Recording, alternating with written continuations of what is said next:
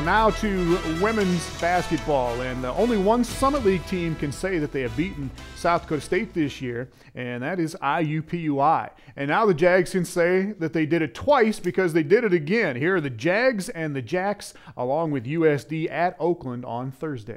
In Indianapolis, Ashley Eide on the back cut for the Jackrabbits. She had 11 in this one, but at the other end, Dawn Luster on a drive. And the Jags get 24 points off the bench in this one. Here's one of their starters, though, Karen Nelson.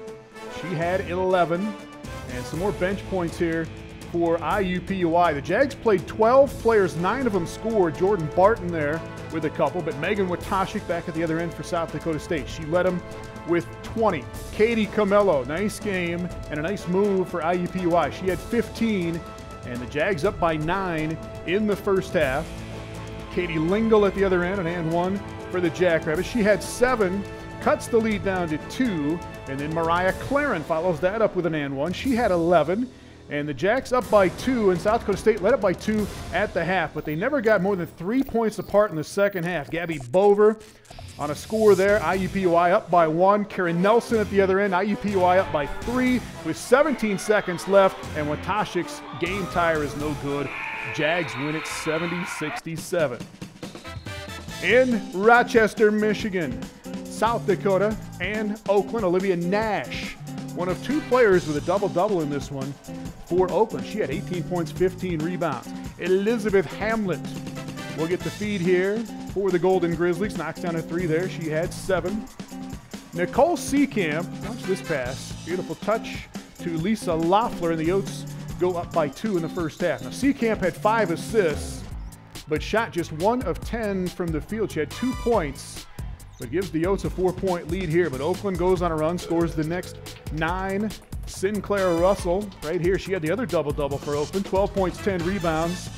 And Oakland up by 5, but USD scores the final 7 of the half to go up back up by 2. Polly Harrington inside, and the Coyotes lead at 22-20 at the break, but Oakland took the lead for good with about 10 minutes to play. They win it going away. Nash again, and the final is 59-46 Oakland. Boy, in that game, Oakland got 40 of its 59 points from freshmen on the roster. They don't have a senior on the roster right now in Oakland. And the Coyotes, meanwhile, have been very hard to figure out. They started league play at 6-2, but with that loss at Oakland, the Coyote women now have lost 3 of their last 4 games, and it didn't get any better on Saturday. We'll get to that in a minute. But elsewhere on Thursday, Fort Wayne holding down the fort against Kansas City, and Western Illinois getting a win at home against North Dakota State. And Fort Wayne, Indiana, the Mock Sisters ready to roll in this one for Fort Wayne, and they've both played a part in the ballgame. Amanda Hyde, meanwhile, their leading scorer, 13 points, 6 rebounds, 5 assists for Hyde. And the Dons only shot at 26% in the first half. The game was tied at 19 at the break. Kelsey Barnwell off the bench for Kansas City.